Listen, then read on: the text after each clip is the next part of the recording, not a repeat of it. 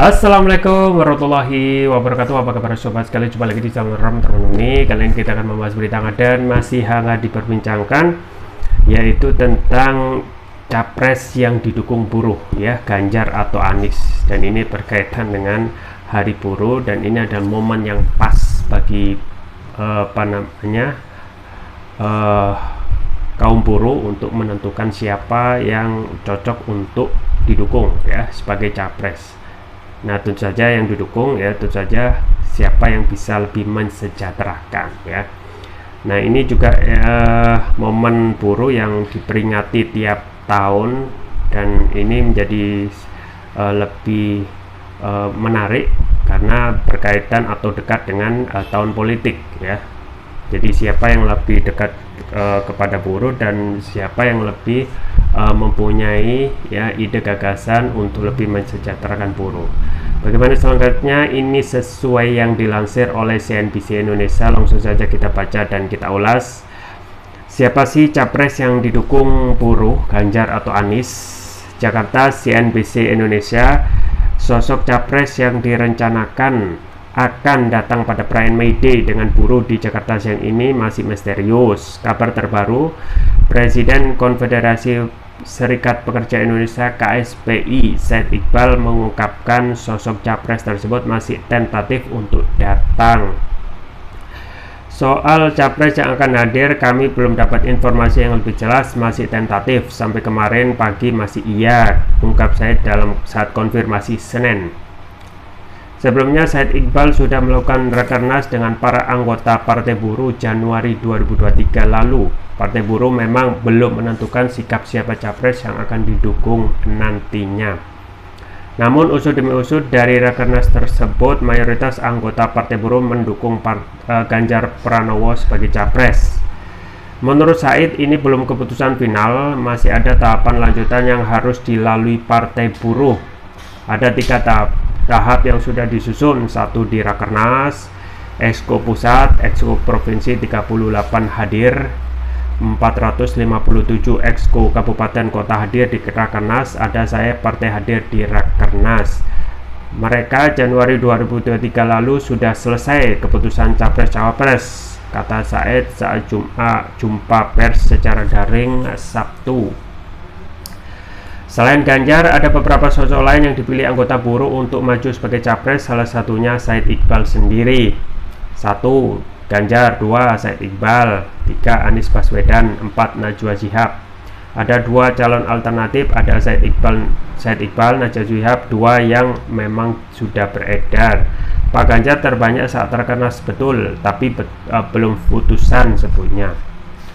Selain capres, Said mengatakan saat rakernas partainya juga memvoting dukungan untuk cawapres. Ketum Kadin Arsyad Rashid memperoleh dukungan terbanyak.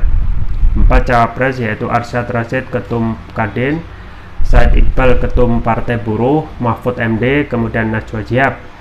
Sangat demokratis Partai Buruh. Memang untuk capres terbanyak Ganjar Pranowo, nomor 2 Said Iqbal, Anies Baswedan, Najwa Shihab, tutupnya. Ya, itu ya sobat sekalian terkait dukungan dari Partai Buruh.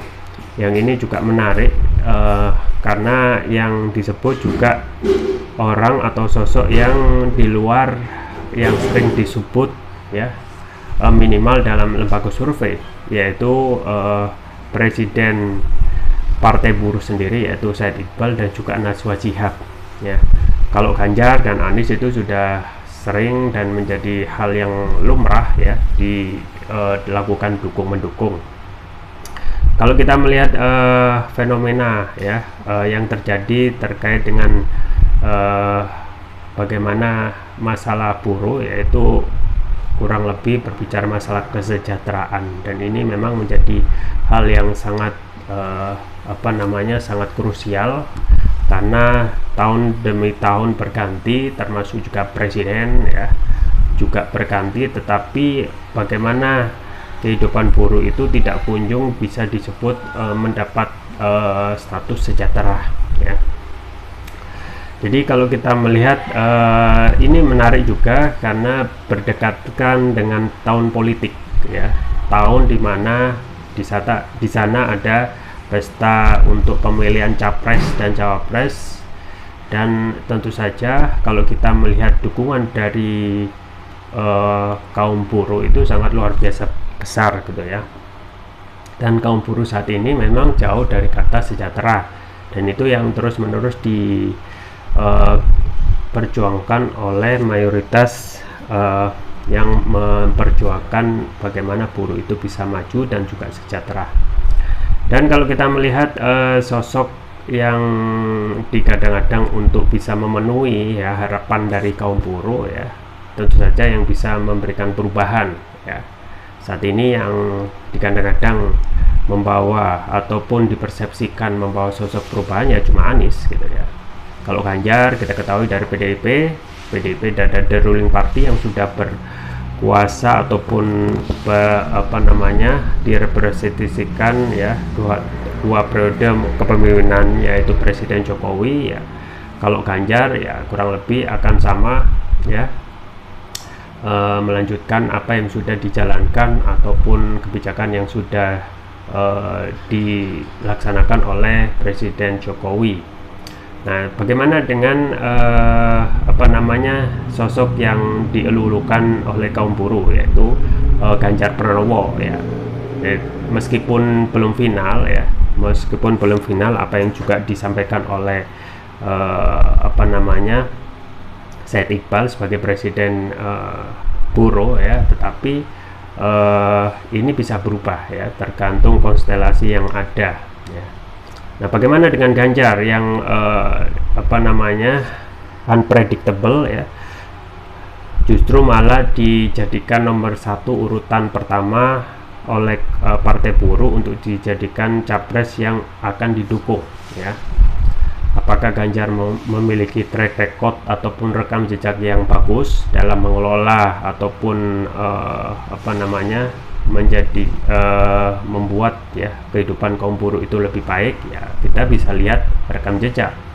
Sama seperti yang Anies sering sampaikan, bahwasanya visi misi itu ya gampang untuk dibuat ya, kita menulis menyusun ya poin-poin visi misi, tetapi rekam jejak tidak ya. Rekam jejak itu bisa kita telusuri pada saat seseorang itu ya memerintah ataupun memberikan kebijakan-kebijakan, terutama khususnya apakah dalam kaitannya dengan buruh ini ya bisa sedikit memberikan perbaikan ya.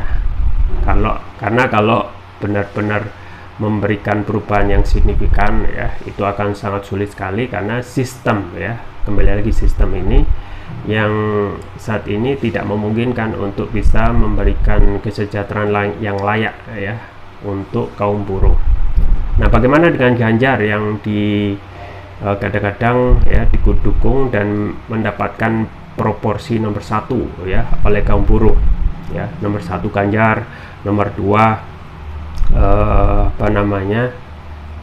Presiden Partai Buruh sendiri yaitu Said Iqbal, nomor 3 baru Anies Baswedan ya, nomor keempat baru Najwa Shihab. Nah, Najwa Shihab ini juga menarik ya, dari serangkaian tokoh yang sering disebut dalam survei, Najwa Shihab ternyata juga menjadi incaran untuk didukung ya. Padahal siapa yang mau mengusung Najwa Shihab, pun juga siapa yang mau mengusung Said Iqbal, kalau tidak Partai Buruh sendiri ya, karena tidak kenal maka tidak sayang.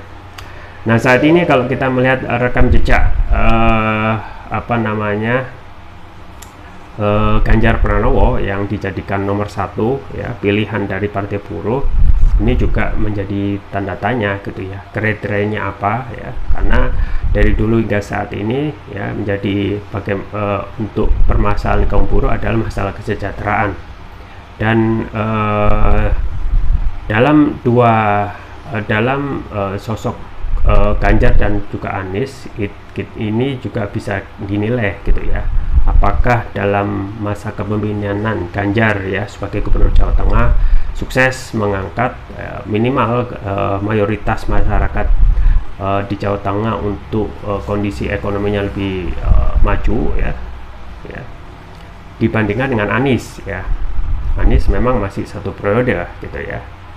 dan memang tidak bisa dibandingkan antara Jawa Tengah dan Jawa Tengah dan DKI Jakarta. Jawa Tengah itu sifatnya masih homogen dan DKI heterogen, ya, semua orang masuk di DKI Jakarta dengan berbagai macam background kultur dan juga sosiologis. Memang kalau kita melihat Jawa Tengah, ya, pemberitaan yang terakhir dan selalu menjadi bahan perbincangan dan juga fokus adalah bagaimana meningkatkan kesejahteraan.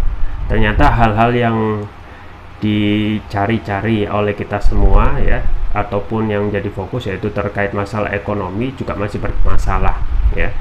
Jadi jumlah orang miskin di Jawa Tengah justru meningkat, ya, pada masa kepemimpinan Ganjar Pranowo, ya.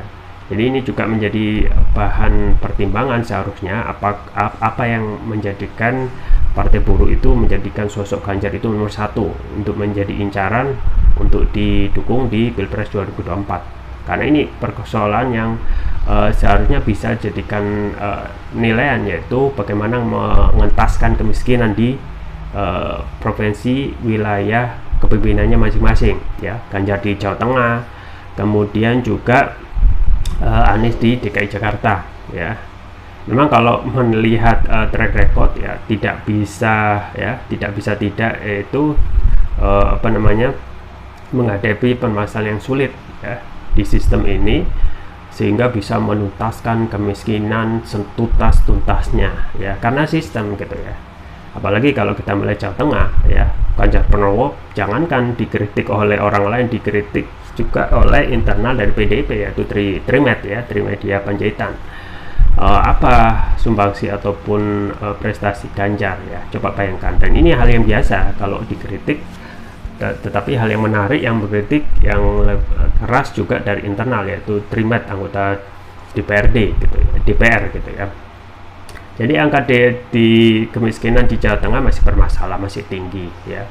Dan yang menjadi permasalahan, Ganjar sudah memimpin 2 periode, ya, berarti hampir 10 tahun.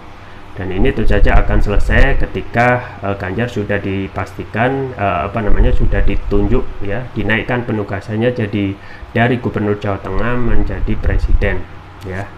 Jadi menjadi pertanyaan serius, ya, untuk masalah bagaimana meningkatkan kesejahteraan, ya, termasuk juga perekonomian kita yang masih stuck, ya, stagnan, ya, termasuk juga jadi Jawa Tengah itu sebenarnya kalau bisa memanfaatkan potensi yang ada, ya, seharusnya negeri Jawa Tengah itu bisa menjadi negeri yang, ya, yang makmur, gitu, ya. Jadi tidak ada yang tidak ada di negeri yang subur di Indonesia, termasuk juga Jawa Tengah. Potensinya banyak, ya, potensi alamnya banyak, tinggal bagaimana distribusi kekayaan itu memang tidak merata. Dan ini kembali lagi kepada masalah sistem, ya. Masalah sistem di saat ini, ya, kapitalis, ya, yang memang yang lebih mendominasi adalah para pemilik modal yang terus menerus tiap tahun, ya, jurang kemiskinan antara si kaya dan miskin itu, ya, pasti akan mengangah, ya. Jadi itulah, ya, sistem kapitalis itu yang tidak bisa memberikan keadilan dan kesejahteraan dan juga pemerataan, ya, kekayaan, ya. Jadi sama seperti dahulu di Wall Street ada demo We Are 99%, ya, bahwasanya kita itu adalah 99%, ya, 99% menguasai 1% sumber daya. Sebaliknya 1% manusia, 1% kelompok itu menguasai 99 atau mayoritas sumber daya, ya. Jadi selama sistem ini masih sistem yang dipakai adalah kapitalis, ya, yang menguntungkan para pemilik modal, akan sulit, ya, untuk bisa memberikan kesejahteraan, ya, kemakmuran, ya. Bahkan pun, ya, saat ini ketika dibandingkan dengan Anies yang memimpin DKI Jakarta meskipun hanya 1 periode, ya, Anies terlihat susah payah untuk bisa memenuhi aspirasi dari kaum buruh ya, minimal memberikan perubahan dalam hal pengentasan kemiskinan. Nah ini persoalannya ya, karena kembali lagi ketika kapitalis itu sudah menjadikan backbone ya sistem ya, maka akan sulit untuk bisa menjadikan ya pemerataan kekayaan di tengah-tengah masyarakat itu bisa benar-benar merata. Nah tentu saja memang satu hal yang bisa bikin kita mampet untuk berpikir lebih out of the box adalah sistem itu sendiri gitu ya. Apakah kita tidak pernah belajar ya bagaimana sistem yang lebih baik dari sistem yang saat sekarang ya. Kalau kita merujuk pada peradaban Islam dahulu ya, bagaimana luar biasanya peradaban Islam ketika sistem itu dipakai, yaitu sistem Islam ya. Umar bin Khattab ya, pada waktu kekhalifahan beliau ya, gaji seorang guru itu 15 dinar atau 75 juta ya. Ini sudah bisa dijadikan patokan bagaimana sejahteranya kehidupan pada waktu dahulu ya. Guru digaji 75 juta. Nah sekarang bagaimana gitu ya. Itu tentu saja akan memberikan ya ketika sistem itu baik, itu akan bisa merata ya seluruh aspek kehidupan manusia, sebagai ekonomi ya, pendidikan dan lain sebagainya. Pun juga pada saat kekhilafan Umar bin Abdul Aziz ya, pada saat pemberian ataupun pembagian zakat ya, maka tidak diketemukan orang yang berhak. Artinya memang kondisi pada saat itu ya sejahtera, makmur, aman sentosa ya. Beda pada saat ini yang kadang kita hanya terkungkung ya, bagaimana berpikir keras untuk mengutak-atik tentang UMR, UMP ya dan lain sebagainya, yang kembali lagi ya ketika kapitalis itu masih bercokol ya, oligarki itu masih merajalela, maka itu akan sulit ya. Bahkan pun Anies kalaupun nanti kadang-kadang ya sesuai dengan Google Trend ya, orang yang sering dicari yaitu, maka akan kesulitan gitu ya untuk memberikan ya tuntutan dari kaum buruh, termasuk juga mayoritas masyarakat di negeri ini untuk bisa hidup merata ya. Bandingkan dengan Singapura ya, meskipun negaranya kecil, GDP-nya luar biasa ya.